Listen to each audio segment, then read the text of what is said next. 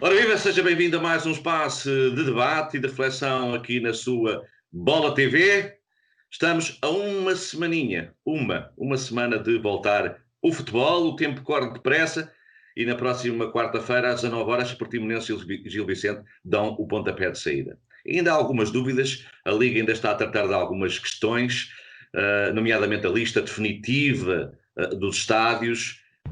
E outra das situações que estávamos também à espera de uma decisão, essa já foi tomada, é talvez a decisão mais recente relacionada com o regresso do futebol, que é a possibilidade dos treinadores fazerem 5 substituições por jogo, além de que no banco de suplentes podem estar mais 2 jogadores, ou seja, os treinadores ficam com o maior número de opções. E é precisamente por aqui que vamos começar com o nosso leque de convidados. Temos o Diogo Luís, o Litos e o Pedro Henriques, presenças mais ou menos habituais, enfim, nestes dias, nestas quartas-feiras, e começo por ti, Diogo. Estas 5 substituições é uma ajuda para os treinadores, percebe-se que tem a ver com a questão da gestão de esforço, ou também, como disse Vítor Oliveira, curiosamente à Bola TV também, pode acentuar algumas desigualdades entre plantéis grandes e com muitas opções em qualidade e quantidade e plantéis mais pequenos. Olha, boa noite a todos. Eu gostei muito do programa do Vítor Oliveira, ele disse coisas fantásticas. Não posso concordar com tudo. Neste caso não concordo, eu acho que este é um momento extraordinário em que os jogadores tiveram 2 meses parados, em que não tiveram a oportunidade de fazer uma pré-época, e nós olhamos para a Alemanha e percebemos que jornada após jornada existem lesões, atrás de lesões, porque são períodos diferentes, até o próprio clima está mais forte e portanto também acaba por gerar maior cansaço, e parece-me que as 5 substituições é uma boa medida, no sentido também de poder gerir melhor o plantel, não só em termos de cansaço físico no próprio jogo, mas também em termos daquilo que são os próximos encontros. Claro que os grandes têm melhores plantéis, mas isso sempre estiveram. E, portanto, o problema não é nas 5 substituições, o problema é na forma como a Liga está criada, como há pouca competitividade, como não se propiciam condições para que os pequeninos possam alcançar os grandes, ou possam chegar a um patamar mais próximo dos grandes. E, portanto, não é uma novidade, cada um tem o plantel que tem, cada um joga com as armas que joga, mas também se formos olhar para os 11 ou para os 3 que vão entrar, mesmo aí os grandes já têm uma grande vantagem. Portanto, não me parece que seja por aí. Pelo contrário, acho que é muito mais uma oportunidade para todo o plantel também perceber que é importante e, sobretudo, para poder gerir a condição física, que é fundamental para estes 10 jogos que faltam. E atenção, assim que terminarem os 10 jogos, possivelmente vamos começar a nova época. E, portanto, é importante também a gestão física, porque os jogadores, se lesionarem, podem perder o início da próxima época e pode ser complicado para eles e também para os próprios clubes. Litos, como treinador, estas 5 substituições são bem-vindas? Boa noite a todos também, cumprimentar também os telespectadores lá em casa. Olha, se me permites, Jorge, até porque é uma notícia que vocês deram, eu acabei de ler há pouco quando fui comprar o jornal A Bola, e enviar as minas condolências à família e aos amigos da Anush, alguém que nós tínhamos vindo a falar na Sporting TV, nos comentários que faz também, temos vindo a falar da possível recuperação e todos acreditávamos que ele pudesse se recuperar do problema que tinha de saúde. Infelizmente hoje saiu esta notícia e pronto, gostava de enviar as minhas condolências a toda a família. Litos, só para enquadrar, Marcos Anush é jogador do Sporting, ele que, enfim, teve um súbito,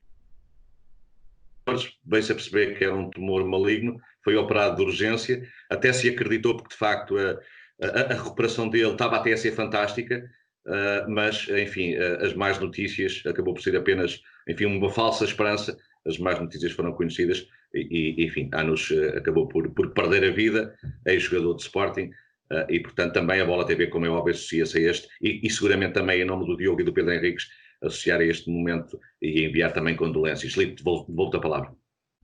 Olha, em relação a esta notícia, até porque já estava a ser feito, tinha sido dada essa autorização pela UEFA já nos campeonatos, pelo menos na Alemanha, que estão a decorrer, e obviamente qualquer treinador, o Diogo já quase que respondeu a tudo, embora eu também compreenda a posição do Vítor Oliveira, mas qualquer treinador se sente satisfeito, não só como ir gerindo aquilo que são o desgaste dos seus jogadores, mas também até gerir o próprio balneário. Depois deste confinamento em que os jogadores se sentem, todos eles mais ansiosos, mais nervosos, até muitos deles, sem saber qual irá ser o seu futuro, podem ter também mais uma oportunidade, havendo esta possibilidade de fazer as tais 5 substituições, haver a possibilidade de mais jogadores se mostrarem. Aquilo que já existia no Sub-23, havia também esta possibilidade de ser utilizado dos 5 jogadores, haver as 5 substituições, era uma porta para os jovens jogadores se mostrarem também, terem essa possibilidade de jogar. E nesta fase da época, acho que é importante, não só, como o Diogo falou bem, que todos nós sabemos que é a gestão do esforço, vai ser importante para os treinadores também irem gerindo isso da melhor forma, mas também concordo perfeitamente, mas sabemos que existe isto nos campeonatos, esta desigualdade, os clubes que são mais poderosos em relação aos menos poderosos e que têm mais opções e válidas, mais fortes que os clubes mais pequenos. Compreendo esse desagrado por parte do Vítor Oliveira, mas esta é a realidade do futebol português e percebemos que os clubes grandes, para aquilo que é o seu leque de opções, vão ter mais capacidade em tentar decidir o jogo ou virar aquilo que está menos bem, até ao contrário, até ir gerindo aquilo que é depois dos jogos estarem mais ou menos resolvidos, ir gerindo em termos de esforço esses mesmos jogadores. Exatamente, para ajudar também a contextualizar, nós já falámos disso, mas só para, enfim, precisar um pouco mais, no fundo o que Vítor Oliveira diz é que, face à desigualdade de qualidade e quantidade dos plantéis, à medida que forem havendo as substituições, como um clube mais pequeno não tem tantas opções em qualidade, acaba por a equipa, pode ganhar em frescura, mas perde em qualidade, enquanto que uma equipa grande, evidentemente, tendo várias opções tão boas como aquelas que estão a jogar, não perde essa qualidade, refrescando. Também mais 2 substituições, mais 2 elementos nos bancos, o que dá mais opções, mas evidentemente isto aqui é uma questão de a maioria dos treinadores tem que se congratular, exatamente porque permite, nesta fase em que a condição física está longe de ser ideal, até perante a praga de lesões que pode vir aí, mas já lá vamos. Pedro, em termos dos árbitros, os árbitros vão ter que receber uma indicação, não é precisa, e no fundo que instruções é que eles vão como vão controlar essas substituições? Boa noite a todos. Dizer aqui os outros aspectos. Primeiro, as vantagens que advêm desta alteração, seja agora, seja depois no futuro, são muito mais e muito maiores do que as desvantagens e inconvenientes. Reparemos que no Campeonato da Europa, no Campeonato do Mundo e em Itália, no Campeonato Italiano, já é permitido ter 12 jogadores no banco, sendo que só se podiam fazer 3 substituições, que era o que estava regulamentado.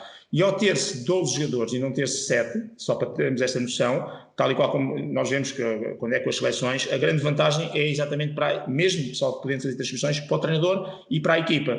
Porque é diferente eu poder ter 12 elementos no banco e de repente o jogo pedir 3 pontas de lança ou 3 defesas centrais e o treinador tem essa opção. Quando eu só tenho 7, o que eu faço normalmente é dividir esses 7 suplentes por um guarda-redes suplente e depois, conforme as características da equipe e do jogo, tipo 2 defesas ou 3, 1 ou 2 médios no avançado.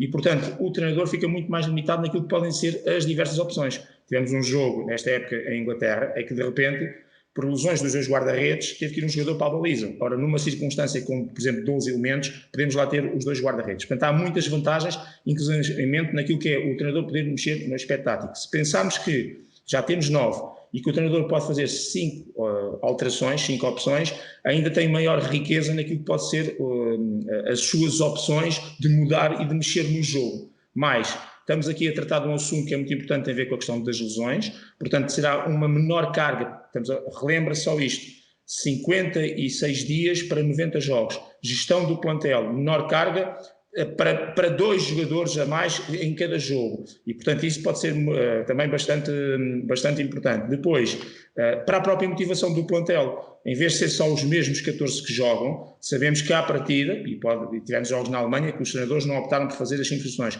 temos mais 2 jogadores que podem ir a jogo, mais oportunidade, mais motivação para quem normalmente, segundo os treinadores dizem, e eu a outro nível também já experimentei isto, porque normalmente há 14, 15 indivíduos que estão motivados e os treinadores o que têm que fazer é motivar aqueles que normalmente não jogam, e esse é que às vezes é o grande dilema, que pode às vezes fazer o balneário melhor ou pior e as questões naturalmente da própria união da equipa.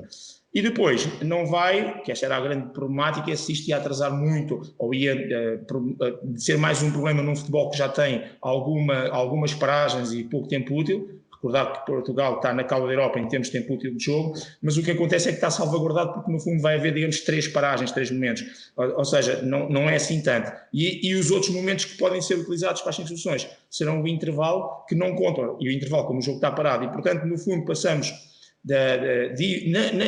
numa eventualidade de haver mais uma paragem por cada equipa, ou seja, e mesmo isso provavelmente poderá não acontecer, e portanto teremos no limite 6 paragens de jogo para fazer sessões, que no fundo também já acontecia, porque se cada equipa metesse um jogador, como normalmente acontece um de cada vez, vai dar praticamente ao mesmo. E portanto, para os árbitros, as alterações são poucas, até porque temos um quarto árbitro. O quarto árbitro normalmente é que é o grande gestor desta parte dos bancos e de toda a questão das substituições, quem vai entrar, quem vai sair, e portanto isto não é um problema acrescido para os árbitros. E mais, podemos ter um jogo mais rápido, porque à medida que o cansaço se acumula e que as equipas se retraem, se tivermos mais jogadores frescos que vão jogar mais 15 ou 20 ou 30 minutos, teremos, e 5 jogadores, se excluirmos o guarda-redes, não é? Porque à partida ninguém vai substituir o guarda-redes, teremos meia equipa a poder ser substituída. Isto pode trazer, em termos de velocidade para o jogo e de manutenção do ritmo, naturalmente um ritmo mais forte. E por isso eu só vejo aqui vantagens, reconhecendo objetivamente aquilo que foi dito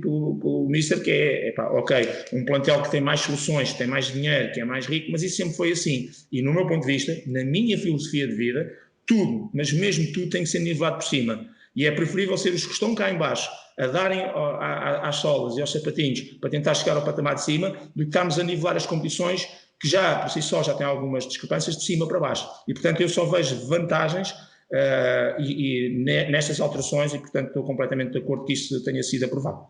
Exatamente. Diogo, aqui num aspecto interessante, no fundo, quando, admitindo a hipótese, se calhar o caminho pode passar por aí, mais opções no banco. Só esta questão, as substituições agora e vai voltar tudo ao normal. Mas, por exemplo, há o que acontece numa fase final de uma competição, em que estão opções no banco. Já não é fácil convencer quem vai para o banco e, enfim, animá-los, quanto mais quem vai para a bancada. Até que ponto é que não seria interessante aproveitar o balanço para fazer como numa final de um campeonato da Europa ou do mundo, por exemplo, com bancos alargados? Sim, olha, agora no confinamento é um bocadinho mais complicado. Tinhas que criar algumas bancadas para pôr os jogadores todos separados por 2 metros. Mas é uma ideia interessante, é uma ideia que faz sentido, até porque uma equipa vale pelo todo, vale pelos 25 jogadores, mais o restante da equipa técnica que compõe e o departamento médico, etc., que compõe a equipa. E, portanto, acabaria por ser mais fácil para um treinador, se calhar, gerir o próprio balneário, do que estar a selecionar 5 ou 6 que acabam por normalmente ficar de fora das convocatórias. Acabava por ser um bom prémio e uma motivação para aqueles que estão de fora a trabalhar. Mas isso tem a ver também com a forma como as pessoas que estão na competição a veem, a analisam. Naturalmente, quem esteve lá dentro percebe que isso pode ser uma medida importante para a própria coesão do grupo, para todos perceberem que estão mais envolvidos, até para o próprio treinador ter outras soluções, porque em função das circunstâncias do jogo pode alterar, e se calhar um jogador que fica de fora até é importante naquele momento. Claro que sim, eu acredito que pode ser uma medida positiva e que não vai alterar de uma forma drástica aquilo que é o futebol, pelo contrário, até pode melhorar e, portanto, tudo o que seja para melhorar, para mim faz sentido. Agora, as equipas depois têm que estar preparadas em termos de infraestruturas, etc. Eu acho que isso é um pormenor que acabará por ser ultrapassado, mas é ir de encontro muito àquilo que são as grandes competições internacionais, que nós já falámos, e se nas seleções podem estar todos no banco, porque é que nas competições nacionais e nas competições de Europa, de clubes, não podem estar? É uma questão que pode ser debatida e que faz sentido debater e que também, de uma forma tranquila, parece-me que pode ser ultrapassado. Lides, vamos à questão de fundo, que é a questão relacionada com isto, com a condição física das equipas. Que futebol, estamos a uma semana do início do campeonato, que futebol é que estás à espera? Se é que é possível responder a isto. Olha, Jorge, eu ainda gostava de falar... Faz favor. Com certeza. Estamos a falar destas opções e que são todas válidas. Eu agora sou em tom de brincadeira, e porque não é só de brincadeira, porque acho que isto é uma realidade do futebol português e daquilo que é o jogador, seja de que país for. Este maior leque de opções no banco também vai dar. Eu fui algumas vezes, não muitas, suplente também, e o Diogo Luís, se calhar, também já foi algumas vezes, e quando não somos opção, quando não entramos no jogo, há um bocadinho de azia, não é? Por isso, vai haver mais jogadores de azia, por não entrarem, por não serem chamados ao jogo, embora sejam 5 substituições, há mais probabilidades de entrarem. E depois também há aqui um senão. é nós conhecendo aquilo que conhecemos os nossos dirigentes, quando é para lhes sacar o dinheiro do bolso, prémios de jogo, é um problema. Tendo o maior número de jogadores para serem premiados com esse prémio de jogo, poderá ser mais um grave problema para os clubes. Mas pronto, isso é em tom de brincadeira, mas é uma realidade que está passando no futebol português. Em relação àquilo que perguntas do desgaste e se as equipas vão minimamente preparadas, todos sabemos que não. Daquilo que nós poderíamos estar à espera, ou pelo menos nós que estamos dentro do futebol, achamos que isso não vai acontecer, os jogadores não vão estar na sua plenitude em termos físicos. E daí já terão ocorrido várias lesões e naturalmente irão ocorrer outras, infelizmente, não só musculares, mas até muitas das vezes de outra ordem, mas provocado exatamente por alguma deficiência física, em termos musculares não estarem bem protegidos, e daí estarmos sujeitos a este. E daí, olha, até daqui um bocadinho aquela preocupação do próprio Vítor Oliveira, saber que tem um plantel mais em termos da grande qualidade, sabemos que tem bons jogadores, mas percebemos que é se calhar 13 ou 14, não foge muito aí. Depois é aquilo que muitos clubes se retraem, porque não têm condições financeiras, escolhem 13 ou 14 jogadores mais ou menos nivelados em termos de qualidade média-alta, e depois os outros, muitas das vezes, jovens da formação. E daí essa preocupação do Vítor Oliveira até, e outros treinadores, que estão perante esta situação de ter um plantel em termos técnicos, em termos de valor mais reduzido, que se aparecerem algumas lesões, poderá ficar mais limitado em termos daquilo que vai ser a produção da sua equipa.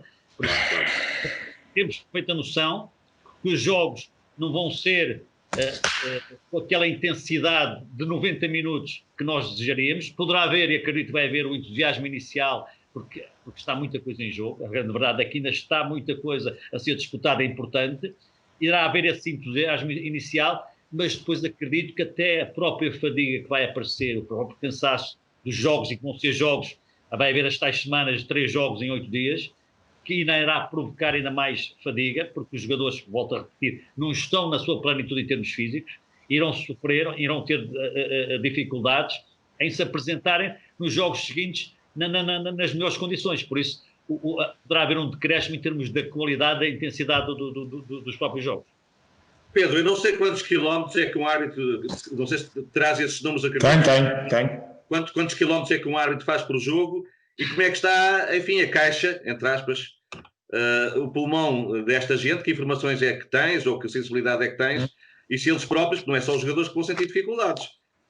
Claro, em relação à primeira questão, nós temos, eu estou ligado à Faculdade de Universidade Humana, não sou a acabar o meu doutoramento, e portanto nós temos dados muito precisos exatamente relativamente a essas questões, não só do volume total, são estamos a falar de futebol profissional em Portugal, cerca de 12 km por jogo, como depois temos os deslocamentos divididos, isto é, temos os deslocamentos divididos desde o andar, o correr à direita, o correr à esquerda, correr de costas para a frente, portanto, temos estes deslocamentos todos traçados em metros e em frequências cardíacas. Só para termos uma noção, nós temos o limiar aeróbico, é quando nós começamos a ter, ou limiar anaeróbico, quando começamos a ter déficit de oxigênio, perdido os 160 de frequência cardíaca, e portanto os árbitros normalmente andam acima dessa frequência, normalmente em 30% do jogo. Portanto, esses dados estão todos, porque isso depois é que faz com que no treino que a gente faz à quinta-feira, nós fazemos, quer dizer, os árbitros fazem, agora já não faço, claro. Fazemos à quinta-feira, nos centros de treino, no treino de tomar decisão, nós colocamos exatamente essas distâncias e essas frequências cardíacas naquilo que são os treinos que nós fazemos lá entre os pinos, para a frente e para trás, etc. Portanto, isso tornou-se muito importante no tipo de trabalho que os árbitros fazem sob o ponto de vista físico. Relativamente à preparação, mesmo a propósito, de ontem estava a ouvir, o Artur Soares Dias deu uma entrevista, e portanto foi engraçado estar a ouvir alguém que neste momento se está a preparar para iniciar os jogos, e ele disse aquilo que no fundo já tínhamos abordado aqui em 2 ou 3 vezes. Primeiro, os árbitros não pararam neste confinamento, não pararam individualmente, e também já tínhamos falado, e é um facto, que para o árbitro um treino individual de condição física é diferente de um jogador, porque o jogador precisa depois muito do aspecto técnico-tático e de conjunto e do campo. Naturalmente que o árbitro também precisa, mas o árbitro estando bem fisicamente, naquelas componentes da força, da velocidade, da potência, etc., isso é meio caminho andado para depois ser mais fácil, a readaptação. Eles têm feito uma readaptação ao relevado também, agora a partir do momento que houve, digamos, a autorização da DGS, tem feito sobretudo esse tipo de trabalho de campo. Estão a fazer esta semana as provas físicas com a tal situação que não é para avaliação, mas é só para aferir, enfim, o momento propriamente dito, e está a correr bem. Não tem havido testes a nível de Covid negativos, o tal caso do Fábio foi o único na altura e depois, entretanto, também já está bem, já está resolvido, e de resto estão a seguir aquelas indicações de ir aos treinos individualmente, os seus carros, vir para casa, portanto, na utilização dos balneários, portanto, estão também nesse confinamento, e estão, sobretudo, isto é que é a parte interessante, se esta, digamos que a componente de retoma à competição está a correr dentro da normalidade possível, digamos que a grande alteração e o grande trabalho que estão a fazer, e o caso do Artur Soares diz isso, uma coisa que eu por acaso desconheci em relação a ele, e que eu, portanto, quando era eu e outros árbitros já fazíamos, o Artur Soares também contratou um psicólogo que está a ajudá-lo, como eu já tinha feito na altura, para trabalhar sobretudo essas questões da visualização, da imagética, de lidar com a pressão, com o stress, e ele pôs o foco numa coisa muito interessante, que também já tínhamos abordado aqui várias vezes na Bola TV, que é o seguinte, que é neste momento o grande desafio é como arbitrar jogos sem público. E, portanto, o barulho do silêncio, como costuma dizer, ele até evocou um jogo recente que fez, já nesta fase quase do confinamento, que foi um jogo do Manchester United, em que ele fez à porta fechada, e outro jogo que ele também falou de uma seleção aí por questões disciplinares da Croácia, que fez realmente à porta fechada, e evocou aquilo que também, com a minha experiência, já tinha dito, e que outros árbitros falam sistematicamente sobre isto, que é como concentrar, como estar atento, porque o árbitro cresce na adversidade, cresce com os assobios, com o público aos gritos, aos saltos, a cantar, a assobiar, a reagir aos lances, com mais broá, menos broá, e de repente falta isso, e isso é um fator que é estranho.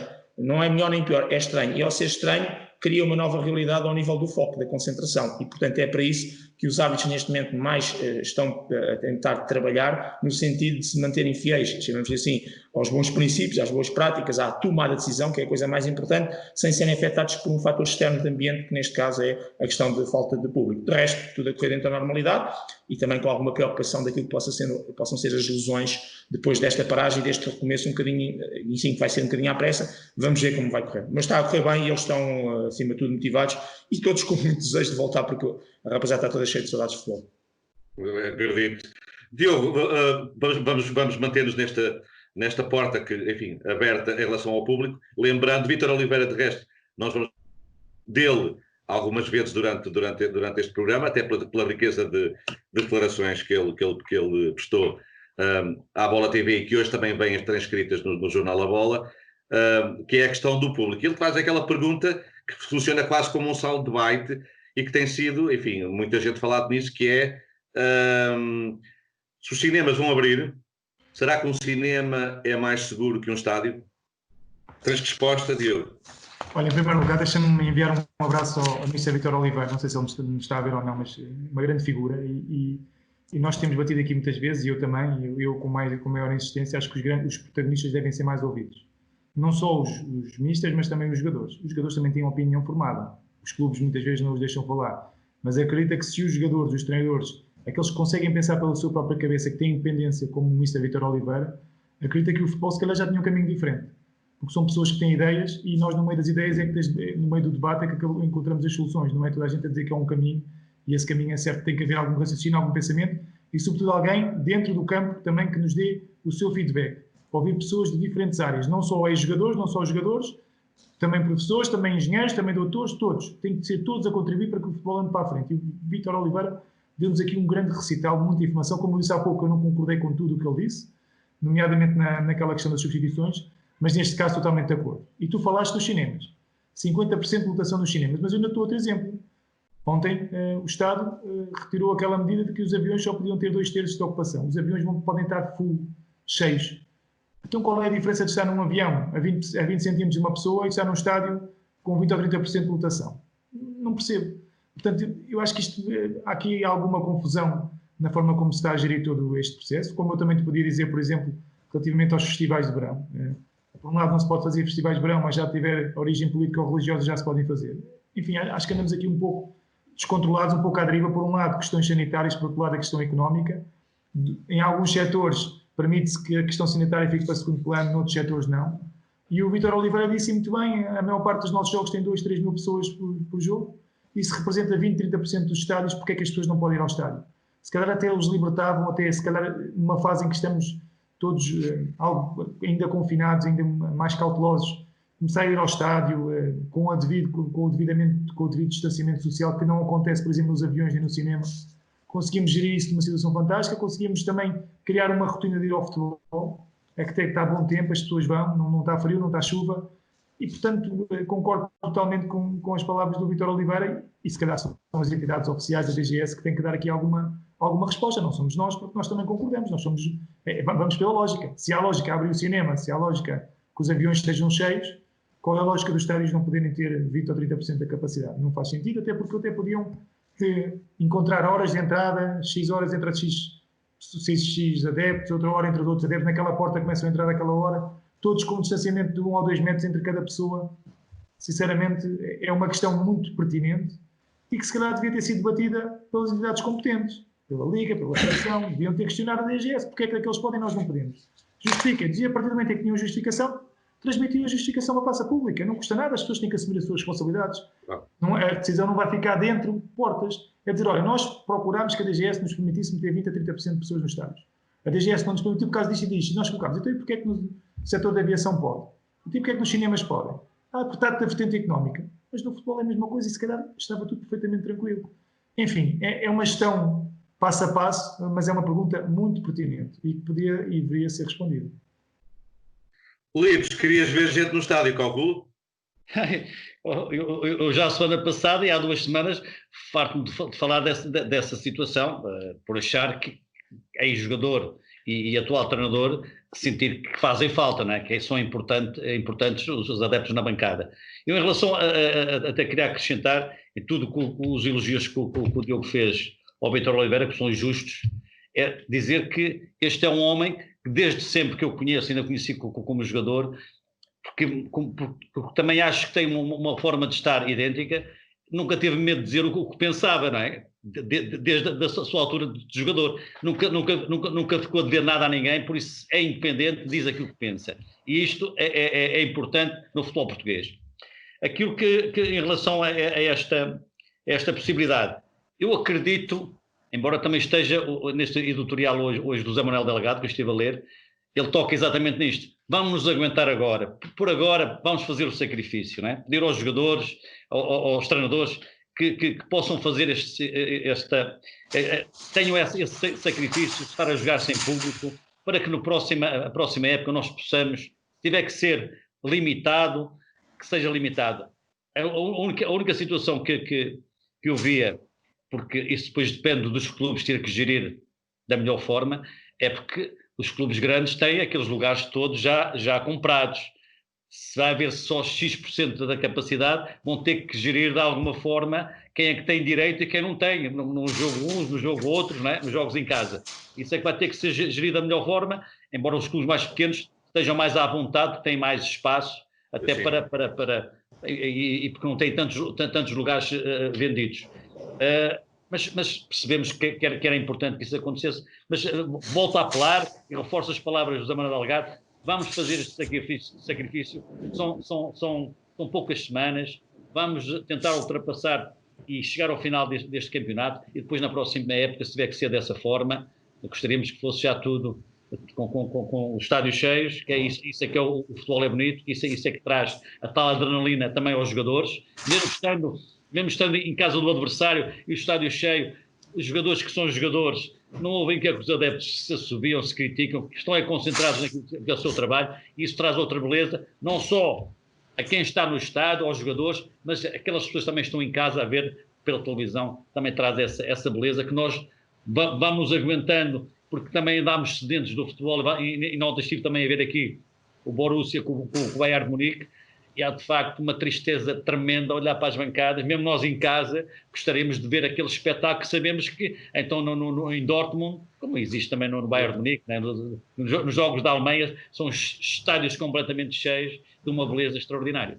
Olha, eu que já estive em Dortmund, em serviço, a última vez que lá estive foi quando o Sporting lá foi jogar, e de facto é um ambiente absolutamente extraordinário e dói, de facto, estar agora a ver pela televisão. Eu que já estive no estádio, que às vezes até tinha dificuldade em concentrar era no jogo, enfim, a tal parede amarela que eles lá têm, é absolutamente fantástico, com alguns excessos também, porque aqueles adeptos do Dortmund, então quando se juntam com o do Schalke, aquilo também não é bonito, mas a festa que eles fazem é absolutamente... Desculpa, passa ao Pedro. Pedro, eu sei que os árbitros gostariam de ter público. Peço desculpa. Tranquilo. Eu joguei 2 anos em França. O Canal Plus é que tinha os direitos de televisivos do campeonato francês. E também aquilo que acabaste de dizer, na Alemanha existe também rixas, existem pancadaria nas bancadas, existem os grupos organizados e que depois marcam os encontros para andarem à pancada. Em França também existe, mas aquilo que o Canal Plus fazia tinham ordens, os cameramans, retirar tudo o que era dessas imagens, desviavam as câmaras. Aqui em Portugal é exatamente o contrário. Em vez de defenderem aquilo que é o futebol, para que não criarem esta separação e este receio das pessoas irem ao estádio, embora seja uma realidade, e muitas das vezes as pessoas têm necessidade de o mostrar. Mas estas televisões e estes países escondem exatamente estas situações para que não haja depois receio das pessoas irem ao estádio. Tentam resolver as situações, obviamente. Eu estou a dizer algo que há muita gente que vai ser contra, que as situações são para se mostrar, até para as pessoas estarem alertadas. Mas em França eu joguei lá 2 anos, na segunda divisão B, nos Lusitanos Samor, mas vi exatamente aquilo que se passava, que existiam agressões, haviam situações menos agradáveis, mas nada era passado na televisão. Exato. Leite, eu percebo o que estás a dizer, até por exemplo, outro exemplo, a UEFA, acho que é ao nível da UEFA, pediu às operadoras para não mostrarem a invasão de campo, no sentido daqueles adeptos que entram por dentro do campo para um autógrafo, para uma camisola, ou o que seja. Exatamente porquê? Para não incentivar outros a fazer o mesmo. Porque muita gente faz aquilo pelos segundinhos de fama que vai ter e que vão aparecer na televisão. Portanto, também há que perceber. Eu, como jornalista, às vezes tenho esse dilema que é, a nossa obrigação é informar, como é óbvio, é mostrar. Mas também tenho noção que, ao mostrar certas coisas, eu estou a incentivar certo tipo de comportamentos. Aliás, eu até tenho uma teoria mais radical. E agora vou só fazer um parênteses para fecharmos já a seguir.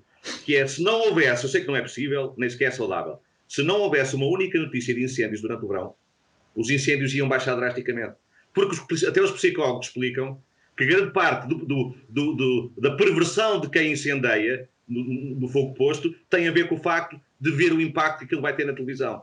Isto está estudado pelos psicólogos. Portanto, chega-se à conclusão, se não houvesse uma única notícia de incêndios durante o verão, os incêndios iam baixar drasticamente. E isto coloca-nos, a nós jornalistas, até dilemas, questões interessantes. Evidentemente, há coisas que a gente não pode contornar, como é óbvio, mas no fundo também, Lides, para reforçar um bocadinho aquilo que estavas um bocado a dizer agora. E em relação, eu ia passar para o Pedro, neste aspecto, como ex-árbitro e conhecendo a arbitragem, já todos percebemos que era melhor ter gente no estádio, até para o árbitro se concentrar um bocadinho melhor, até aquela música que precisa, até o estímulo que ele precisa para o jogo, mas também como cidadão, aqui se calhar até mais como cidadão. Defendes que, percebes a lógica de se os cinemas abrem, porque é que se os aviões vão cheios, porque é que o futebol não há de ter algumas pessoas no estádio, e se como cidadão defendes que se devia pensar em deixar entrar algumas pessoas? Eu, por acaso, aqui tenho uma opinião um bocadinho diferente da maior parte das pessoas. Em primeiro lugar, dizer que a Bola TV realmente foi e tem sido muito feliz quando junta 4 grandes senhores, não são 3, são 4 grandes senhores no mesmo programa. O Mr. Vítor Oliveira, que realmente é fantástico na forma como expõe de forma muito aberta. Eu tive a oportunidade de arbitrar jogos dele e, portanto, é uma pessoa muito frontal, mas muito clean, muito clean no bom sentido da palavra. O Mr. Manuel Cajuda, não podemos esquecer que eu estou muito ligado a ele porque a minha estreia na Primeira Liga é com o Mr. Manuel Cajuda, como treinador do Braga, portanto, Santa Clara Braga, e tenho uma história fantástica com ele. E o homem da casa, o Vítor Manuel, não é? Porque com o seu sorriso, com a sua bondade, realmente disse coisas. E eles os 3 juntos, liderados por ti, Jorge, estamos a esquecer, são 4 pessoas e liderados por ti, realmente foi talvez dos melhores programas que nós tivemos em termos de impacto, e eu também tive o cuidado de ver, cada vez que um deles intervinha, diziam coisas fantásticas, e tive uma coisa, além do Mr. Vítor Oliveira, tive uma coisa que o Mr. Manuel Cajuda disse, quando ele faz a diferença entre o que é ter conhecimento e sapiência, dando o exemplo do tomate. A gente sabe que é um fruto, mas ninguém o coloca na salada de frutas. E isto é muito importante a gente perceber, o que significa basicamente que há muita gente no futebol a falar de futebol, mas só percebem que o tomate é um fruto. E depois essas pessoas que aparecem nos órgãos de comunicação social são aqueles que colocam o tomate na salada de frutas. E todos nós sabemos que estraga a salada de frutas. E pessoas como o Mr. Vitor Oliveira, Manuel Cajudo, Vitor Manuel e tu próprio não colocam tomates na salada de frutas. E se percebemos isto, percebemos o resto. Onde é que eu não concordo? Quando digo não concordo, porque tenho uma ideia diferente. Em primeiro lugar, eu percebo que em termos, aparentemente, da Direção-Geral de Saúde, dizer que, ok, o avião pode levar 300 pessoas e um estádio não pode levar 3.000, mas eu consigo controlar, 300, mesmo com uma distância mais curta, eu consigo controlar as 300 pessoas antes a entrar para dentro do avião, na forma como saem, não consigo controlar 3.000 ou 4.000 pessoas que se vão juntar a comer um corato, uma bifana, que vão para o estádio em grupos de 3 e de 4. Portanto, será mais difícil controlar todo o processo. Não é de lá estar dentro, mas sobretudo de chegar e de sair. E mais um aspecto importante financeiro, é que se eu não tiver público, eu vou ter despesas diferentes com o policiamento. Se eu tiver 1.500 pessoas no estádio, gasto exatamente o mesmo em termos de policiamento que gasto se tiver lá 15.000 ou 20.000. E, portanto, há aqui um aspecto financeiro que é muito importante. Não sei se as pessoas têm noção de quanto é que se gasta com policiamento. Então, quando é o Benfica, o Porto e o Sporting vão dentro daquelas caixas de segurança, os orçamentos às vezes sobem aos 20.000 euros e mais, por vezes, só para efeitos de policiamento. Portanto, há aqui uma questão também do que é levar 1.500 pessoas, gastamos exatamente o mesmo, porque tudo aquilo que tem que ser mobilizado em termos de forças policiais, que também vão ter que ser mobilizados, atenção, sem público, para evitar os ajuntamentos lá, mas é totalmente diferente. Portanto, há aqui este aspecto. E depois, se realmente a maior parte dos clubes até tem pouca gente, como é que se vai gerir quem são os 1.500 adeptos do Benfica, do Porto ou do Sporting, do Vitória Sport Clube, que é o 4º clube a meter pessoas, do Boa Vista, que é o 5º clube a meter pessoas dentro do estádio, e do Braga, que é o 6º clube a meter pessoas dentro do estádio. Como é que se vai gerir isso? Quem são? É sorteio? Como é que se vai escolher? Portanto, punhas aqui alguns problemas que não são fáceis de resolver. E por isso, o que eu aconselhava, até para percebermos que o futebol tem, e vou dizer aquilo que já disse aqui a semana passada, o futebol tem que dar exemplos. Enquanto as pessoas não veem as pessoas entrar para dentro do avião e a sair e sabem só, o futebol vai passar na televisão. E, portanto, quando se faz como na Itália, que as crianças não entram de mão dadas com os jogadores não se cumprimentam, mesmo que depois a seguir nas barreiras estão todos juntos, o que nós estamos é a passar uma imagem daquilo que é a atividade provavelmente mais vista, mais falada no mundo, que é o futebol, e que vamos dar um exemplo em pleno confinamento ou em pleno desconfinamento, a dizer assim, o futebol, que é visto por todas as pessoas, tem aqui um conjunto de medidas, de limpamos a bola, etc. Mesmo que depois haja o contato a seguir, que mostramos claramente aquilo que tem que ser o caminho. Por um lado, vencer o vírus do medo, por um lado, vamos retomar e, ao mesmo tempo, temos medidas com as quais vamos ter que conviver. E, portanto, eu diria assim, tudo isto, se quiserem perceber melhor isto que eu estou a dizer e que nós todos estamos a dizer, leiam a bola e leiam o José Manuel Delgado, que ele explica claramente quanto é importante neste momento dar um passo atrás para que em setembro possamos dar 2 ou 3 passos em frente. Eu concordo totalmente com o Pedro, mas é assim, mas a mensagem que se passa para a população não é só do futebol. Eu esta semana vi o Presidente da República a tirar selfies em plena praia, numa praia cheia. Então dizemos que não podemos levar pessoas para as bancadas para o futebol e depois temos uma praia cheia onde está o Presidente da República, a principal figura de Portugal, a tirar selfies com a população. Não é o futebol que vai passar a mensagem mais forte da absoluta, é o Presidente da República. Apesar de ter máscara, ele estava na praia, no meio de uma multidão, a tirar selfies com as pessoas a 1 metro. E repara, as pessoas entram no avião, mas depois estão sentadas a 20 centímetros umas das outras. Aqui não é a forma como entra, é a forma como o vírus é passado. Se há uma que tem um vírus, vai afetar mais 10. Essas 10 saem cá para fora e afetam mais não sei quantas. E no futebol nós conseguimos dizer, olha, vamos entrar civilizadamente, 1 metro, 2 metros, cada pessoa vai entrando.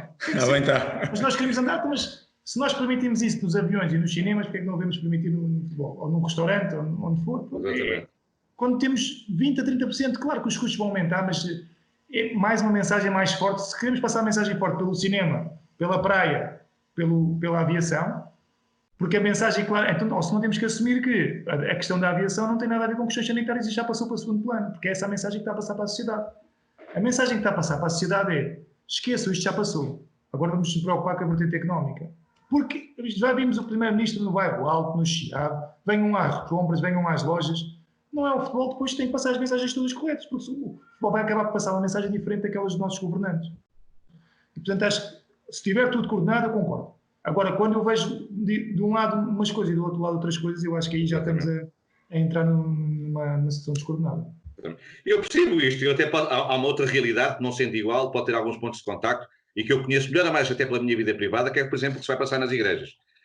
As igrejas vão ter uma lotação que andará à volta dos 20%, entre 10% a 20%, com as pessoas afastadas. Vai haver, as paróquias estão com percursos para onde é que as pessoas entram, para onde é que saem, com voluntários à entrada a controlar, não só a confirmar que as pessoas lavam as mãos, como usam máscara.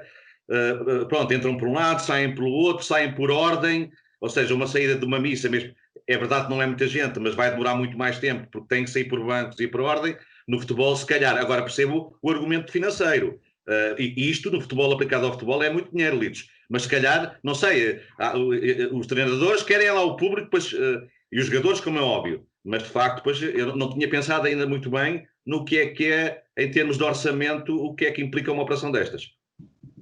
Olha, eu em relação a esta posição do Pedro, já do outro dia, depois da justificação que ele deu, eu também já fiquei dividido. O Pedro tem essa arte de nos convencer. Ele volta a repetir, repetir que na outra vez não tinha focado isto em relação ao público das entradas e saídas, depois aquilo que também é os gastos no policiamento, e ele não deixa de ter razão, mas é um facto também é que noutras atividades, nos comboios e toda a parte de transportes que eles vão ter que usar, também andam um bocadinho todos misturados. Enfim, eu acho que felizmente no nosso país nós já ultrapassámos um bocadinho aquilo que seria a fase mais complicada, até em termos de infraestruturas, em termos de material, acho que já estamos mais ou menos melhor preparados para qualquer necessidade que seja mais aguda.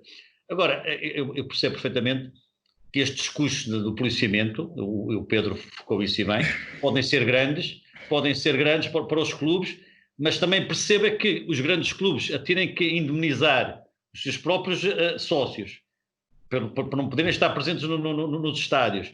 Isto também vai ser um valor grande também, não é? Ou aquilo que poderão vir a fazer já ficava à próxima época, já vão deixar de ganhar na próxima época aquilo que poderiam ganhar. Pronto, é o que eu dizia há pouco. Vamos tentar que isto passe depressa e passe bem, e acabe bem, que não haja grandes problemas.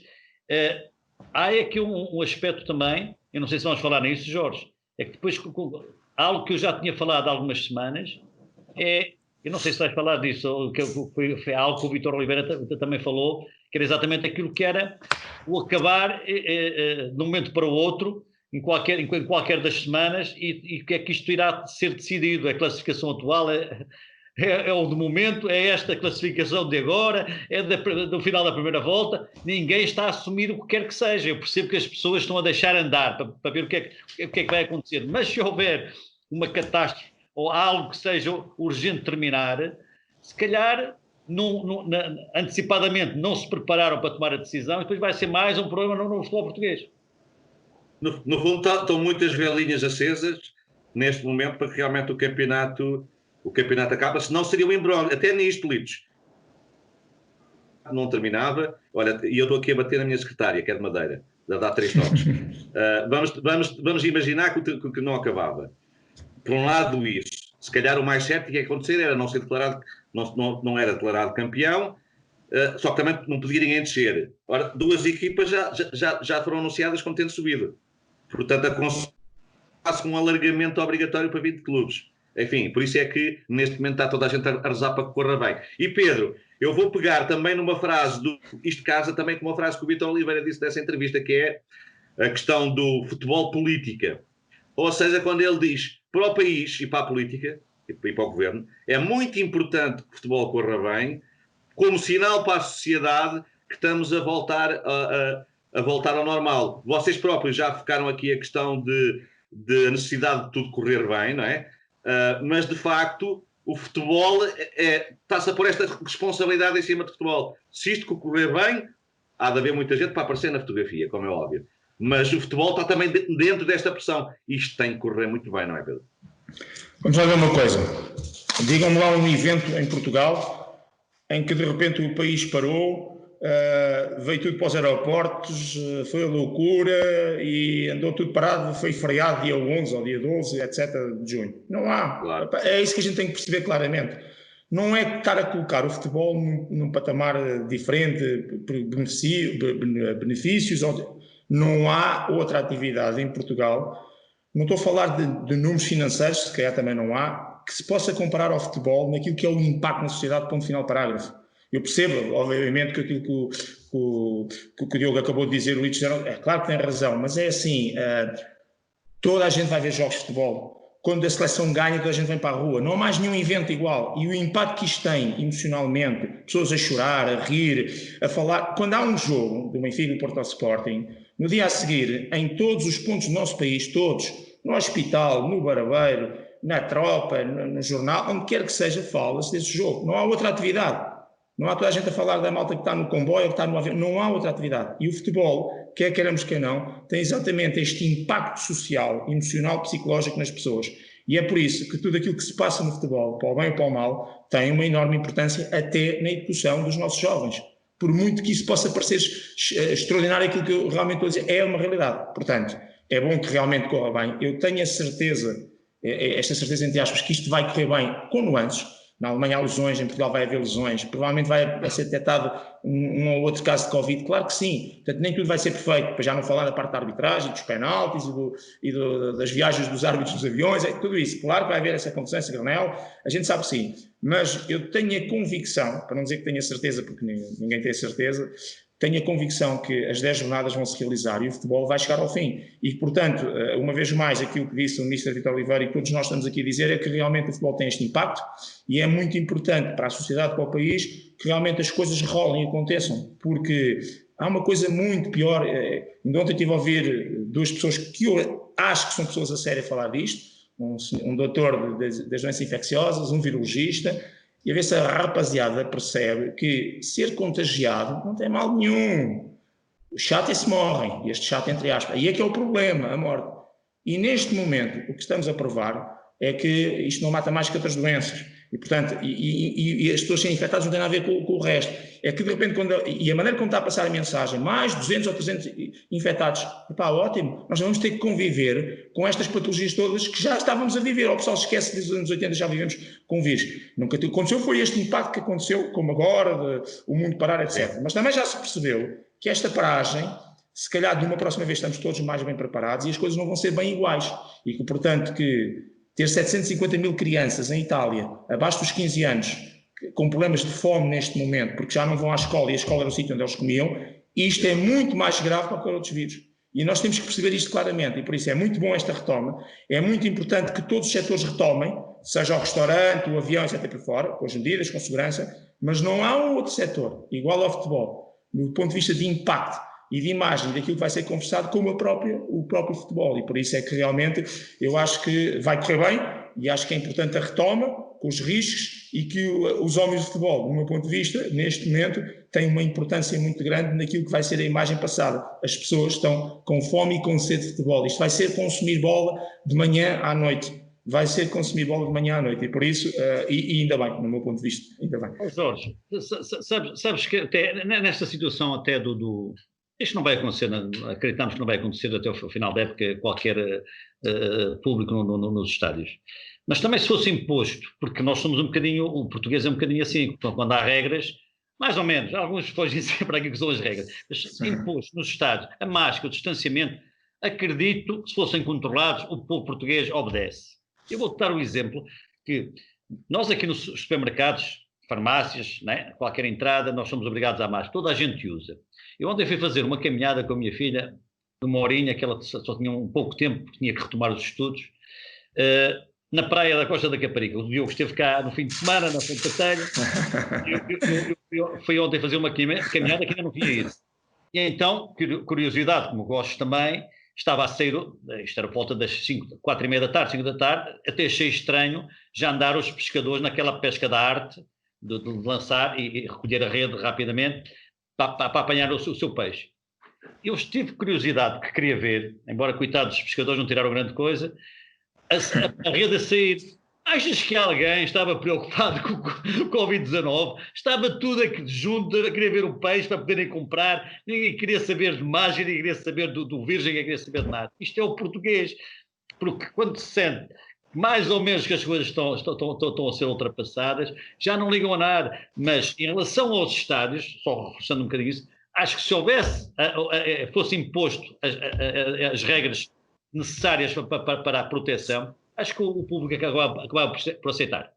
Não, isso é verdade, Luís. Eu também tenho visto, também anteontem que estive de folga e também passei ali pelas praias da linha de Cascais e de facto vi um comportamento, mesmo quem andava sem máscaras a caminhar, a fazer caminhadas, às vezes a gente até instintivamente desvia-se. Se vem um grupo de 2 ou 3 pessoas, a gente ou passa para o outro lado do passeio, ou desvia um bocadinho para não cruzar, para manter os 2 metros. Evidentemente, há excessos, isso há em todo lado. Enfim, nenhuma ditadura consegue pôr toda a gente alinhada da mesma maneira. Mas de facto tem havido. E aliás, e próprio em Portugal já houve algumas transformações sociais.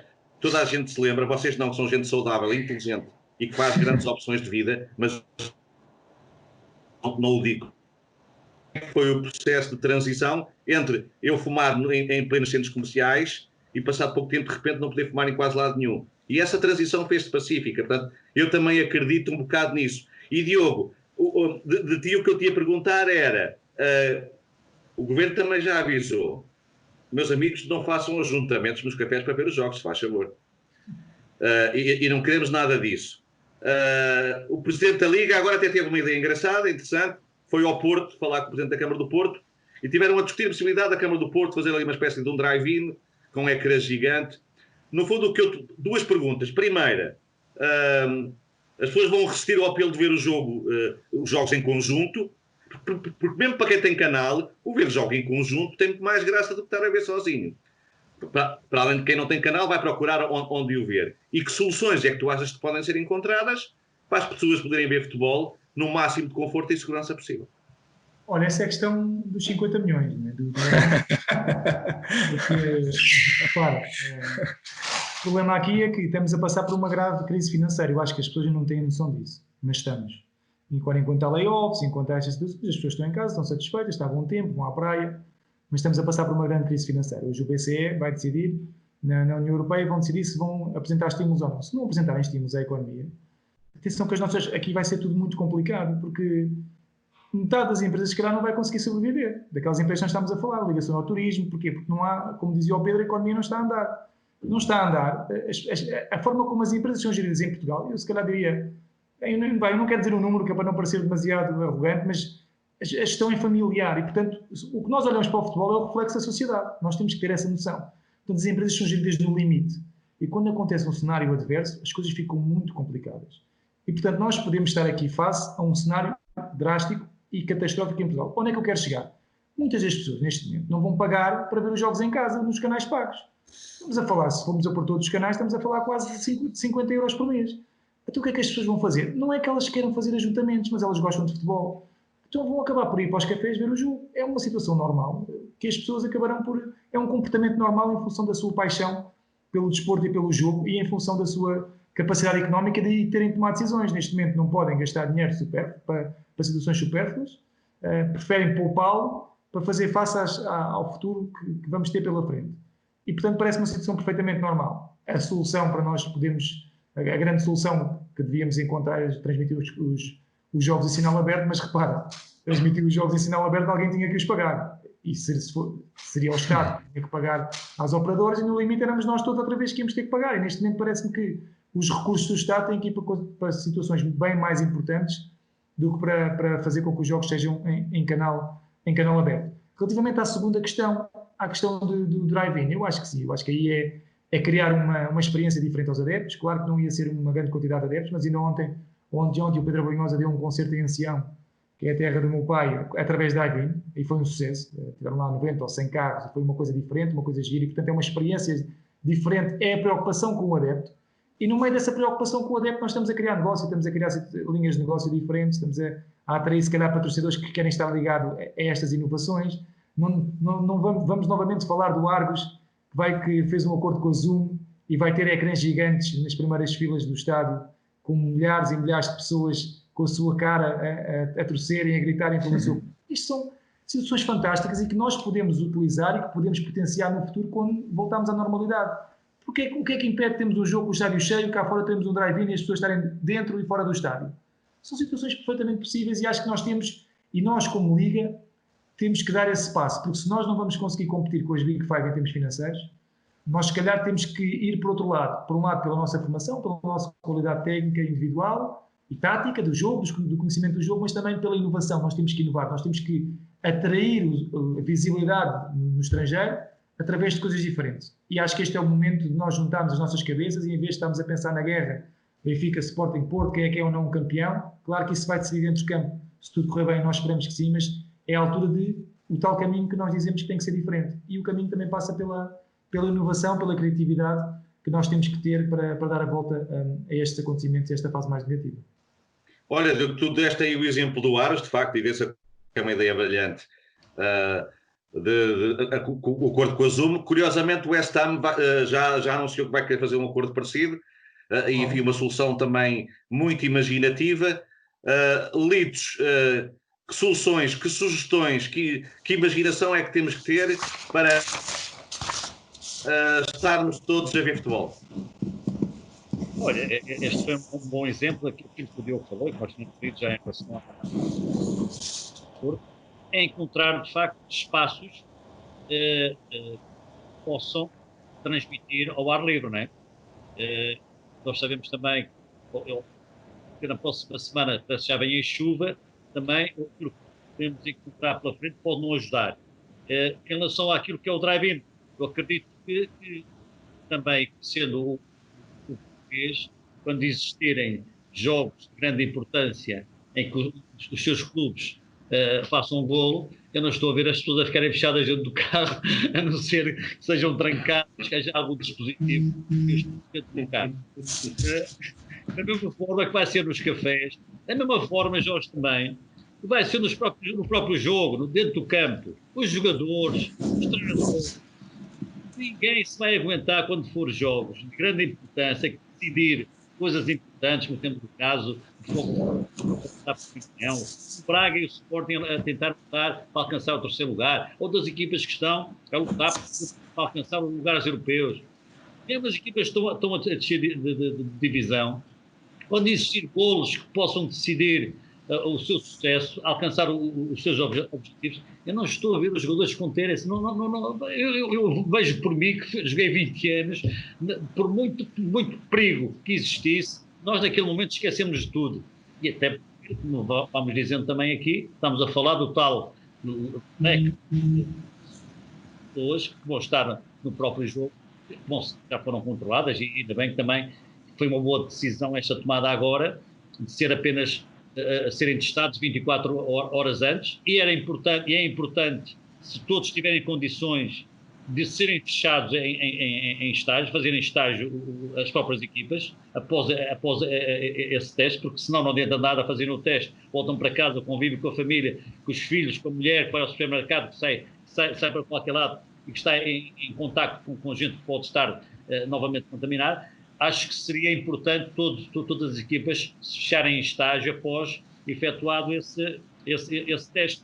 Acho que é uma coisa normal, embora existissem equipas que não optavam pelo estágio. O Benfica já deu esse exemplo, não o fazia, vai fazer, e acho que vai fazê-lo sempre, até porque fora faz sempre. Em casa, acredito eu que vai realizar esse estágio na véspera do jogo, e isto permite também que haja um maior cuidado. Mas reforço essa minha ideia, e o Diogo sabe disto tanto quanto eu. O jogador, no momento, de uma alegria tremenda, de uma vitória, de um golo importante, a não ser que haja grandes penalizações, os jogadores, no momento, comecem a falar uns para os outros, senão vamos pagar multa, não é? Naquele momento, acho que não há capacidade para pensar noutra coisa senão festejar com os próprios colegas. Exatamente. Olha, festejam com os cotovelos, que é o que na Alemanha nós temos estado a ver. É estranho, mas também nestes tempos. Mas o que é certo é que eles não, quando se fala no medo ou não contém aquela alegria do golo. Pedro, olha, isto da Zoom é engraçado, que inclusivamente as pessoas ouvem do som, pronto, se calhar o árbitro até agradecia, chamem-me um nome ou outro, dois qualquer, para ver se eu me consigo concentrar. Entretanto, não sei se tens alguma sugestão ou não de como é que isto deve ser organizado em termos de público. Daquilo que tens visto, os cartões nas bancadas, enfim, fora dos estádios, o que é que pode ser feito para que as pessoas vivam o futebol sem se colocarem em risco?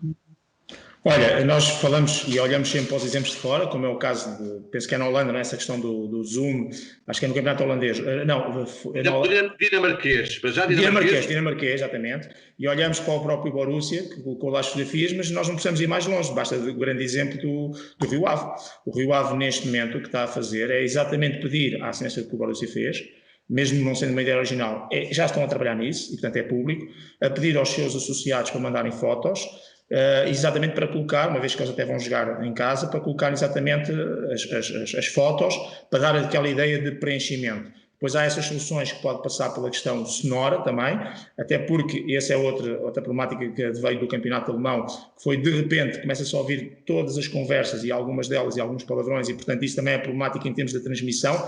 A gente sabe que se fala aquelas coisas, mas também depois estar a ouvir na televisão é um bocadinho mais complexo, e portanto hoje em dia até já se está a pensar qualquer coisa de diferente nesse sentido.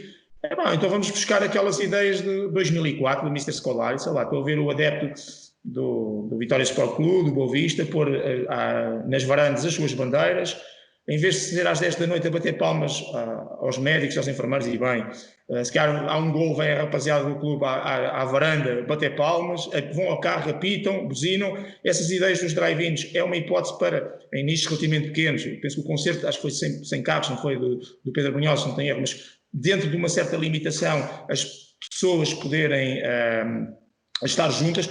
Eu acho que vão surgir aqui ideias muito interessantes, de certeza absoluta, porque é mesmo assim, quando a gente está em dificuldade, aguça o engenho, não é?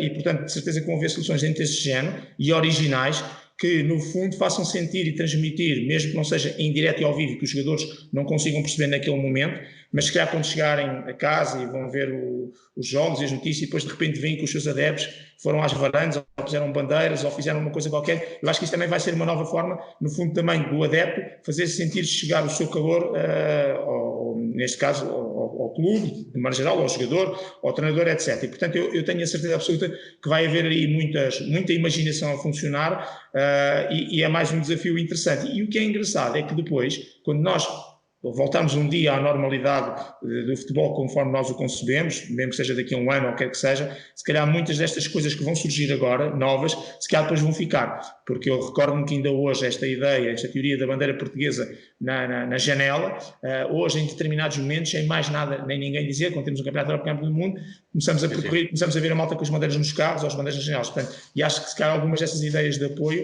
e de proximidade vão realmente permanecer. Eu acho que a imaginação vai estar à solta, e acho que é um grande exemplo este que o Rio Ave neste momento está a dar, já na dianteira, a tentar fazer com que realmente, até para os jogadores perceberem que o próprio clube e os próprios adeptos não estão desligados, não podem, mas continuam ali com eles. Exatamente. Olha, entretanto, eu já vou delirar agora um bocadinho, o marketing a funcionar, uma linha de insulto ao árbitro. Quer insultar Soares Dias, ligue 707, não sei o que mais, cento e tal. Exato, e as pessoas... Aliás, Pedro, não sei se uma vez não fizeste uma brincadeira parecida ou não. Fiz. Lembra-me. Coloquei-me no meu Instagram, logo na primeira ou segunda jornada que houve de jogo sem jogo, isto é, aquilo que deveria ser, aliás, fiz duas brincadeiras. Um foi numa terça-feira da Liga dos Campeões, em que de repente filmei uma série de coisas, umas fraldas, uma lata de atum, portanto fiz uma passagem por cima das coisas que coloquei na bancada com uma série de coisas e com a música da Liga dos Campeões, como quem diz, esta hora devíamos estar a ouvir a Liga dos Campeões, só que em vez de estarmos a ver os jogadores e os árbitros, coloquei uma brincadeira. E a outra situação foi essa, um domingo, em que coloquei no meu Instagram também, que não pus lá o meu telefone obviamente, mas que abria uma linha de insulto ao árbitro através de mim, e que estava disponível, penso que das 16 às 21 horas, para me ligarem, para me poderem insultar, só para relaxar. Vamos um bocadinho por aí, um bocadinho pela brincadeira. Também foi serviço público. Diogo, eu imagino que tu já deste alguns piques quando estavas a jogar. Tu não os davas. Se não tivesses o público por trás, e ainda por cima tu estavas ali na aula, junto à bancada, se não tivesses aquela gente toda a empurrar-te literalmente, tu não tinhas feito algumas coisas que fizeste. Do ponto de vista do jogador, aqui vai-se fazer a diferença entre o que é o jogador de jogo e o que é o jogador de treino. Olha, não em todos os clubes, que a maior parte dos clubes, infelizmente, está habituada a jogar com pouca gente no estádio. Se calhar os grandes é que vão ter que... Os grandes, o Guimarães, quando joga em casa, mesmo fora, porque leva muitos adeptos. O próprio Braga, que já começa a ter aqui uma boa massa de adeptos. O Gil Vicente também é um exemplo de sucesso em Barcelos. Esses são aqueles que vão sentir mais seus adeptos. Agora, por exemplo, o Belenenses vai ser normal. O Belenenses está habituado a isto. Tem 100 ou 200 pessoas no estádio. Portanto, infelizmente, o panorama português é um panorama em que as pessoas não vão ao estádio por as mais diversas razões que nós já temos vindo aqui a elencar e que têm que ser alteradas. Agora, nos grandes, sim, é diferente, e esse é mais um trabalho para os treinadores, para toda a estrutura, prepará-los mentalmente para aquilo que vão encontrar, não só as condições adversas do calor que vão estar patentes para todas as equipas, mas no caso dos grandes, não sentirem o calor humano, não terem os adeptos da bancada a puxar por eles, ou seja, como é que eles vão conseguir manter o foco e a concentração máxima, mesmo não tendo adeptos, porque quer queiramos, quer não, quando se está em treino, se calhar está-se mais relaxado, e quando estás num jogo onde não está o estádio cheio, o teu foco é um pouco diferente, porque não tens aquela pressão adicional, não tens aquela motivação adicional. E, portanto, isso é mais um dos trabalhos que tem que ser muito bem feito e que não há muito tempo para o fazer. Se calhar, ao longo do confinamento, possivelmente essa mensagem foi passada durante um mês, de forma a que começasse a entrar na cabeça dos jogadores, atenção, se calhar não vai haver adeptos, vocês têm que se concentrar, focar, vocês vão aí, façam o treino, mas pensem nas coisas e comecem-se a mentalizar. É mais um trabalho, mas é uma situação que tem que acontecer e que naturalmente os jogadores se vão adaptar. Mas ontem, por exemplo, só aqui voltando um bocadinho atrás, ontem estávamos a falar dos festejos, ontem o Bayern venceu o Dortmund com um grande gol de Kimmich, deixa-me que diga, e os jogadores festejaram normalmente, foram-se abraçar, porque é aquele momento, foi o gol que possivelmente decidiu um campeonato. E, portanto, naquele momento era o que o estava a dizer, ninguém se lembrou de festejar com o cotovelo ou de ficar a 2 metros. É o gol, a emoção, conseguimos uma época de trabalho, não deixa de ser uma época de trabalho, um grande gol, infelizmente o estádio estava a fazer porque aquele gol merecia um estádio cheio, e os jogadores, claro que se juntaram e acabaram por se abraçar, mas repara, se eles estão todos validados, entre aspas, com análises feitas que estão certos, qual é o problema deles se abraçarem? Quer dizer, é estar a pôr receio, é estar a pôr dúvidas no jogador, é dizer, olha, vão lá para dentro e façam tudo, se podem jogar, quando for gol também se podem abraçar. A mensagem que passa cá para fora é, as coisas já estão a normalizar, independentemente do jogador festeja com o cotovelo ou não. Portanto, acho que aí podia... E na Alemanha também há essa tranquilidade, ou seja, eles ao princípio pensaram em colocar multas, mas depois deixaram isso de parte porque é a emoção, é a adrenalina, e os jogadores neste momento não pensam nas coisas, e ainda bem, porque significa que estão soltos. Olha, deixas-me que há pouco na pergunta... Força! Não dei muitos exemplos daquilo que as sugestões que pedias. Esta falta do público, e há pouco até falavas com o Diogo em relação a isso, se o motivava para aparecer mais vezes na frente, para dar as suas correrias.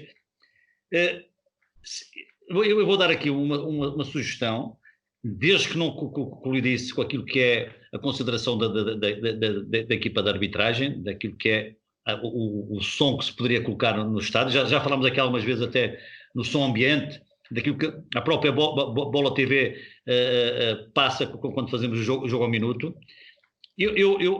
A minha sugestão, obviamente que vale o que vale, porque é que os próprios repórteres, jornalistas, neste caso a Sport TV, a própria Benfica TV, porque tem uma pessoa muito competente e acho que até é uma pessoa justa, diz aquilo que vê, o Heller Conduto, e na Sport TV também existem exatamente esses jornalistas competentes e sérios. Não sei se o próprio relato, né, os comentários ao jogo fossem também no próprio estádio, em vez de haver o speaker só motivar a equipa, se não fosse feito, elogiando até as próprias jogadas dos atletas, né? O próprio atleta, se calhar, também se motivava com aquilo que ia ouvindo. Não sei, olha, foi agora uma ideia que tive. Para criar um ambiente mais apetecível para os jogadores, motivação para os jogadores, não sei se poderia ser feito. Imagina tu, o Heller Conduto, nos jogos de Benfica, estar a passar também nos próprios estádios aquilo que são os comentários, que é uma pessoa, um bom profissional, diz aquilo que vê na realidade. E nos outros jogos, que sabemos que a Sport TV transmite a grande parte deles, se não podia ser no próprio estádio. Não sei se os estádios têm todas boas condições ou não para o fazer. Olha, eu entendo o que estás a dizer, mas aí havia uma dificuldade, que é na parte do comentário. Por muito sério que ele seja bem, realmente... Não poderia existir depois o comentador ali ao lado a dizer o que devia, não é? Senão os jogadores viravam para a bancada. Dizer, que remate mais mal feito. O jogador virava-se para a bancada, usava os cotovelos para outra coisa que não para festejar um golo, e depois era o cargo de trabalhos. Mas evidentemente, mas eu percebo isso no sentido de todas as hipóteses estão em aberto. Aliás, uma coisa engraçada, quer dizer, não é uma questão de ter piada. Os clubes já estão a fazer a adaptação, não ao relevado, é nos estádios onde jogam, mas a adaptação ao jogo à porta fechada. treinos de 40, anteontem, penso eu, o Passos Ferreira fez um treino 45 minutos para cada lado, dividindo o plantel em duas. Fizeram o ensaio desde a entrada no estádio, como é que se entra, qual é a porta que entra, como é que se utiliza os balneários, como é que se entra no relvado, o intervalo. Portanto, ensaiaram esses passos todos, porque os jogadores também têm que assimilar essas rotinas para não darem nenhum passo em falso. E, inclusivamente, acabaram por pôr também algum som ambiente no estádio de adeptos a gritar. Enfim, muita coisa pode ser. Mas há uma coisa, Pedro Henriques, muito interessante. Se nós olharmos para os números, o campeonato, é verdade que a comparação não é justa porque o universo é completamente diferente. A quantidade de vitórias fora, quase ninguém está a ganhar em casa, é impressionante. A percentagem, sendo o universo, voltamos a falar 2 jornadas praticamente. O universo, realmente, de comparação não é justo, mas isto dá-nos um indicador. Se calhar, sem público, o fator casa deixa de ser tão importante assim. Sim, há um estudo interessante feito, penso, por pessoal da psicologia, em que evoca exatamente circunstâncias relacionadas até com a tomada de decisão da equipa de arbitragem. Só para termos um enquadramento muito rápido, eu, na altura que estava ligado a um núcleo de árbitros, no Núcleo de Futebol de Lisboa, nós fazíamos testes escritos aos árbitros em que eles estavam a ver decisões tomadas num jogo qualquer e punhamos aquilo com público, isto é, com barulho ambiente e sem barulho ambiente.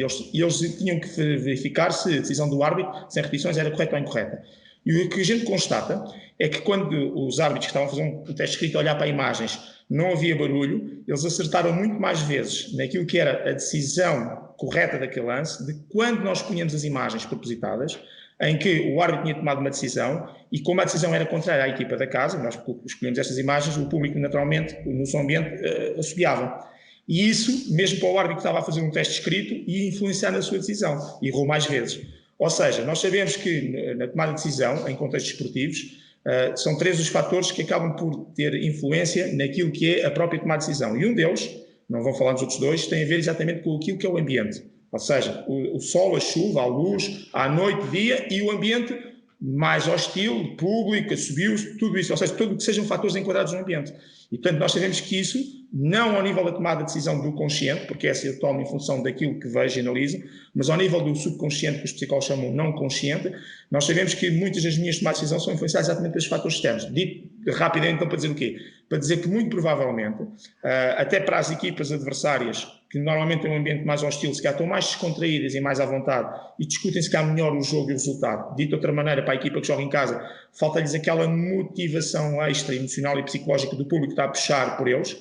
E para o árbitro, se calhar, ao nível da tomada de decisão, também há uma maior descontração, a nível do subconsciente, de poder ir ao encontro da decisão mais correta, porque não tem um ambiente hostil, se calhar que vai reprovar e assobiar quando ele vai tomar uma eventual decisão contra a equipa da casa. Eu não estou a dizer que alguém aqui, nem as equipas de fora, nem as equipas de casa, jogam melhor ou pior ou querem fazer melhor ou pior por causa do público. Estou a dizer é que o âmbito, tal como os árbitros, não vão decidir, ou não querem decidir melhor ou pior em função do público. Nós sabemos é que o ambiente influencia, um dos fatores que influencia toda a tomada de decisão em contexto esportivo. E se calhar nesse aspecto, por isso é que esse estudo da psicologia diz que os árbitros, se calhar, tornam-se mais justos na maneira como acabam por arbitrar, por tomar decisões, ou seja, não têm uma tendência para se calhar ir ao encontro da equipa que até tem mais público, mais adeptos e portanto que joga em casa, e exatamente pelo fator, não tem a ver com honestidades.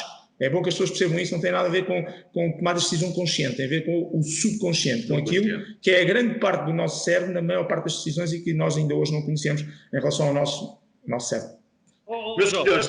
Jorge, tens de perguntar ao Pedro, aproveitar o Pedro. Não, pergunta já estás com a palavra? Porque ainda ontem eu estava a ver o jogo com o meu filho e até questionei, mas isto não há vídeo-árbitro? Penalti que ficou por assinalar. O penalti contra o Bayern de Munique. O que é que tu achas, Pedro? Não achas que eu falei? Sim, olha... Isso em público e decidiram mal. Decidiram mal, mas é assim, aí foi uma decisão errada. Do árbitro é difícil, porque aquilo, o jogador vai em carrinho e depois há ali o toque do braço, ou tens realmente a percepção do ato deliberado, então ficas sempre com a ideia que a bola é que foi contra o jogador quando ele ia a passar. Com vídeo ao árbitro não se entende a decisão, mas entende num aspecto. As primeiras 2 repetições que são dadas por ambos normais, da Master Camera e penso do ângulo inverso, são repetições que deixam a dúvida. Quando vem o trás da baliza, que é a imagem perfeita para mostrar que ele vai lá com o braço de propósito. E das duas, uma, ou realmente há uma questão de incompetência ou de interpretação do próprio vídeo-árbitro, ou de uma má escolha, porque aquela imagem, e é bom até trazermos já isto para o futebol, que para a semana as pessoas vão voltar, ou o vídeo-árbitro escolhe as imagens certas, que muitas vezes são aquelas que permitem tomar decisão, ou basta tu não escolheres o ângulo certo para não conseguires tomar a decisão correta. E as imagens que passam na televisão são da realização. Ou seja, o vídeo-árbitro tem exatamente aquelas imagens, mas pode não estar a escolher como o realizador está a escolher. E o vídeo-árbitro não está a olhar para a questão da realização. E nós vamos continuar com as mesmas regras, mas fica já aqui o ónus para quando começarmos, não sei se é em setembro, começa o próximo campeonato, vamos imaginar que sim, mas para dar este mote, no próximo campeonato, quando começarem a ser introduzidas as novas alterações, e foram muitas, outra vez de novo, quando vier o próximo campeonato e com as novas alterações, vamos ter novidades em relação ao vídeo-árbitro. Dito de outra maneira, este lance vai voltar a acontecer, provavelmente o vídeo-árbitro vai fazer uma coisa diferente, que é, vai levar o árbitro a ir ver este lance, coisa que ontem não fez, a ir ver o lance ao monitor, porque vai haver uma alteração que eu penso com significado para estes lances cinzentos, em que vamos ver mais vezes finalmente e felizmente o árbitro a ir ao monitor dentro de campo para ir tomar a decisão. Mesmo que o vídeo-árbitro ache que é penalti ou não é penalti. Mas isso é para a próxima época. Olha, estamos a 3 minutinhos de acabar. Pedro, eu vou terminar contigo por causa disto. Eu não me esqueci do que tu disseste há bocadinho. Que foi, tu tens uma história engraçada que te aconteceu com o Manel Cajuda. Eu na altura não insisti para não interromper o ritmo da conversa, mas a fechar o programa, acho que pode dar uma boa história, não a conheço, mas que história é essa engraçada que tens com o Manel Cajuda? É uma história que sempre que eu estou com o Manel Cajuda e a gente vai se encontrando ciclicamente lá em cima numa festa que é do Jornal do Gaense, que faz uma festa nacional fantástica a nível de futebol, e sempre que a gente se encontra, a primeira coisa que fala é o grande abraço e falamos dessa história. A história é muito rápida, a minha estreia, Santa Clara Braga, acabo de assinar um pontapé de penalti contra o Braga, Puma fez a falta, jogou a bola com a mão, naturalmente que Manel Cajuda e Nascimento adjunto não estavam nada satisfeitos com eu ter assinado o penalti, estamos numa era em que não há intercomunicadores, não havia nada, portanto a gente só comunicava com os árbitros assistentes, com os bips. O jogador do Santa Clara concretiza o penalti e não consegue, penso que até era o Tonito, não quero estar a mentir, o Tonito marcou o gol da vitória do Santa Clara, mas o jogador que foi executar falhou o penalti e obviamente que o Nascimento e o Cajuda ficaram felizes por aquilo e devem ter chamado os nomes todos possíveis imaginar. À distância que eu estou não ouvi,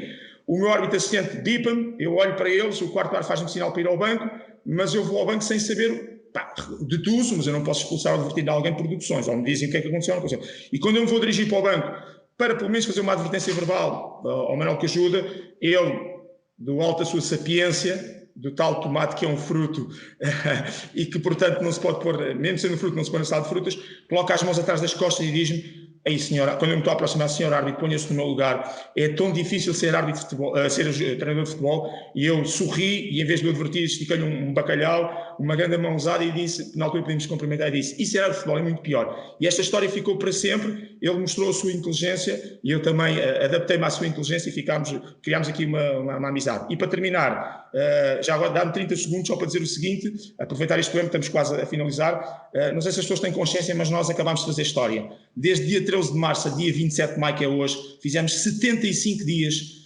cada um com as suas condições, com Skype, e fizemos 75 dias a falar sistematicamente de muita coisa, também do Covid, mas sobretudo de esperança e sobretudo de futebol, que é a nossa paixão.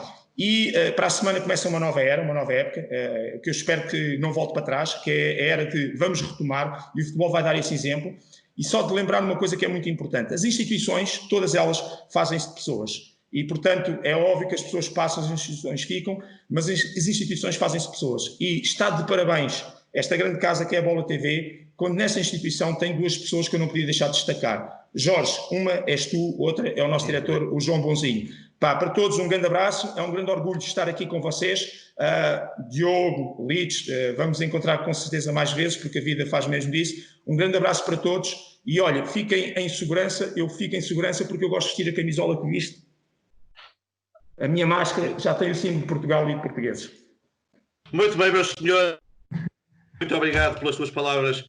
Pedro, enfim, sabes bem que eu tenho dito isto muitas vezes, que conhecer-te foi das coisas boas que me aconteceu na vida, conhecer-te a ti, Diogo Luís, conhecer-te a ti, Litos, e é um privilégio, não é conversa mole, é um privilégio quando, além da questão profissional, estarmos aqui a trabalhar, está a falar com pessoas que a gente aprendeu a gostar. Não éramos amigos antes, ficámos amigos a trabalhar, e essas amizades duram seguramente muito mais tempo. Quanto a si, caro telespectador, muito obrigado pela sua companhia, e hoje termino com uma frase de Tolstói, essa grande figura da literatura mundial, onde ele diz que há gente que passa pela floresta e apenas consegue ver lenha para arder. Infelizmente, no futebol português isso acontece muito. Há gente que olha para a floresta e só consegue ver lenha. Atenção, meus senhores, que está a haver uma guerra aberta de gangues entre claques do Benfica e do Sporting. Mais notícias de confrontos. Ponham ordem nisto, que isto não é nem a máfia, nem o faroeste, nem nada. Isto é Portugal, povo pacífico e de gente de bem. Em relação a esses meninos que andam para aí aos disparates, deixem que vos diga que não só não são bem-vindos ao futebol, como à nossa sociedade. E deixem que vos diga também que tenho muita pena vossa, porque vocês têm uma vida tão triste que nem sequer vos permite ver que numa floresta há paisagens incríveis. Estamos juntos, fique bem, fico a Bola TV.